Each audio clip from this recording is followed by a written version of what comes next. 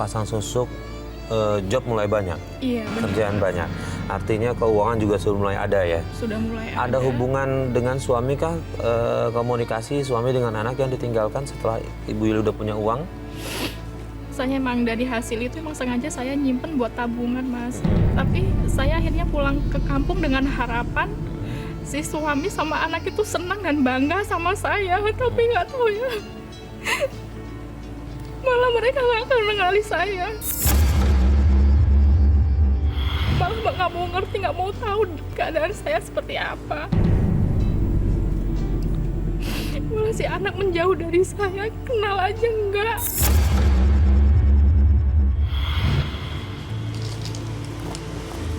Assalamualaikum. Dira, anak mama. Ya Allah, cantik sekali. Udah besar kamu, nak. Sini, tante siapa sih? Dira, ini mama, nak. Ini mama. Ya, balik sayang. Enggak. Sayang. Sayang, Dira. Ayo. Ayah. Dira. Ini mama, Dira. Dira. Ini mama. Enggak. Dira, ini mama yang lahirin kamu. Dira. Yuli, ngapain kamu balik? Udah pergi sana. Mas, kamu apain anak kita, Mas? Dia jadi lupa sama aku, Mas. Ya ampun, Mas. Dira, sini Dira, sayang sini. Enggak. Dira, sini Dira. Ih, stop. Sayang. Kalau benar tante mama aku, mana buktinya? Dira, maafin mama, Dira. Ini mama ada buktinya, sayang. Kamu tuh anak mama, sayang. Nih, foto kamu waktu kecil. Ini ayah, ini mama. Ini mama juga beliin oleh-oleh buat kamu. Ini sayang, pakai baju ini sayang. Ini baju buat kamu. Ini Dira. Sayang, pakai ya. Peluk ibu saya. Ibu kan. Dira. Dira. Enggak, Ibu kan. enggak, aku nggak mau. Ibu kan. Dira. Ayo. Dan pada akhirnya juga saya ngajak anak dan suami itu pergi ke Jakarta. Terus kemudian mereka akhirnya mau ikut. Tapi tetap aja suami itu nggak percaya, tetap menuduh saya kalau saya itu adalah wanita simpanan orang. Pak Ustadz ini udah sering kali nih mungkin suami udah lama nggak ketemu sama istri, begitu balik istri bawa duit banyak, dia pasti nganggap pikiran yang negatif gitu kan. Ini gimana nih Pak Ustadz nih untuk menyadarkan suaminya ini? Iya, yang pertama untuk menyadarkan suami tentu komunikasi. Ini kan akibat dari proses awal tadi yang ketiadaan adanya keterbukaan dan kejujuran masing-masing.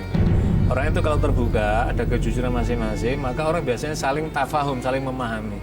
Kalau sudah saling tafahum, maka dia akan tafaul, saling bekerja sama. Jadi Mbak Yuli sesungguhnya punya misi mulia, yaitu ingin menambah kehidupan ekonomi keluarga, ingin meringankan beban kerja berat dari suaminya sudah bagus. Cuman kan tadi proses awalnya tadi itu. Yang kedua kemudian menggunakan jalan susuk tadi, saya kira itulah mungkin bagian dari yang dimaksudkan menarik aura tadi, ternyata bisa juga. Yang ketiga kemudian anaknya, karena ini kan proses anak yang seharusnya di dalam bimbingan, dalam asuhan. Kalau dalam konteks Islam itu ar-rodho'ah, menyusui anaknya itu sampai umur ini 2 tahun tadi itu, ternyata ini kan terputus.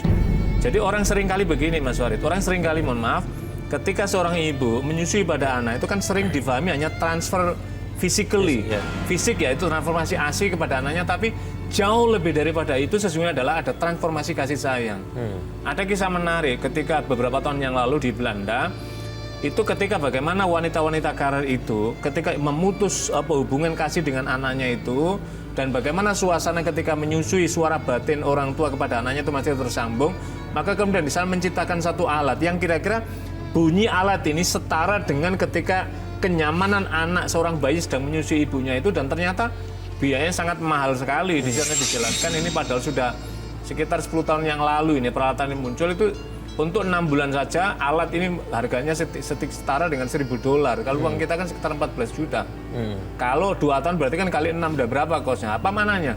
Jadi mananya adalah ada kasih sayang yang terputus, maka ketika Mbak Yuli ke Jakarta pulang dalam waktu yang lama tadi, anak tidak mengenal lagi, dan saya kira tidak ada rasa kepedihan yang luar biasa yang dialami oleh seorang ibu ketika dengan dalam tanda petik ada kesuksesan yang dia bawa, tapi ketika pulang dia sebenarnya ingin memberikan sesuatu yang terbaik pada anaknya, tapi anaknya tidak mengenal. Pak Yul kan, saya kira ini adalah yang paling berat yang dirasakan batin seorang ibu yaitu saat itu gitu. Sehingga apa ya, orang Jawa bilang hatinya tuh nelongso sekali kan begitu, merasa wah nggak ada.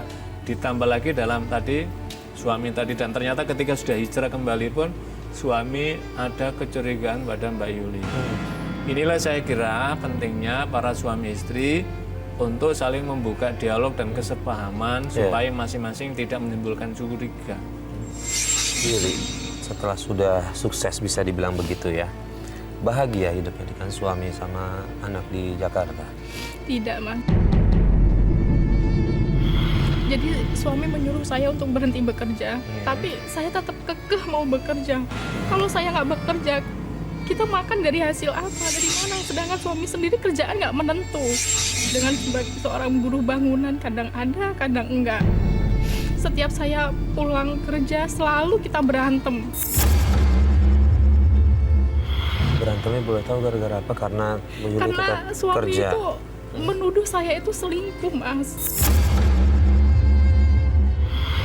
Sudah kasih tahu kalau pekerjaannya seperti apa? Sudah pernah ikutkah bekerja atau gimana gitu? Saya udah cerita, tapi tetap aja suami saya itu nggak percaya, Mas. Tetap menuduh saya selingkuh. Itu yang menjadikan beban buat saya.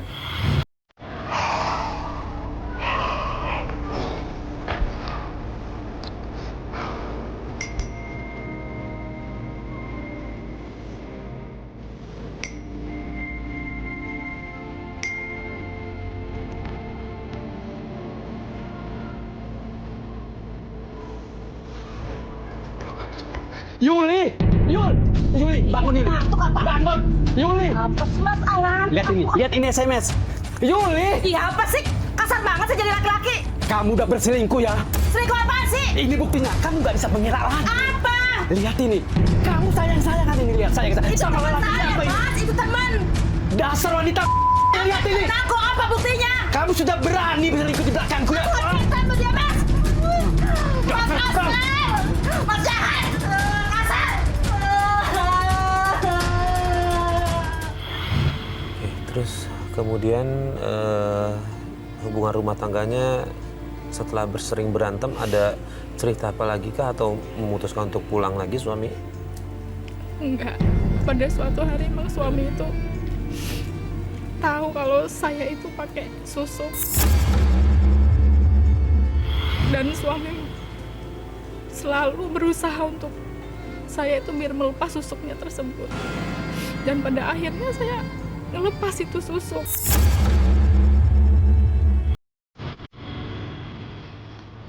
Pak Ustadz, istri saya pakai susu, Pak Ustadz.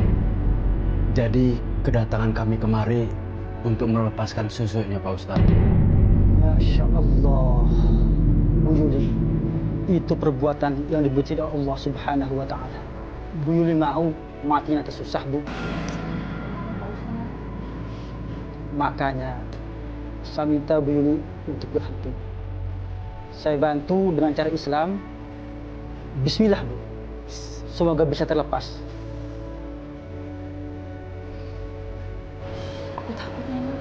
Udah coba aja.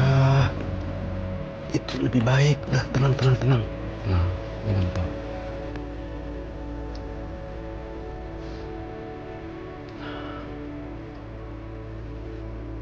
Minum, Bu. Udah apa, Bu? Minum aja. Ya udah coba. Udah minum. Biar Coba.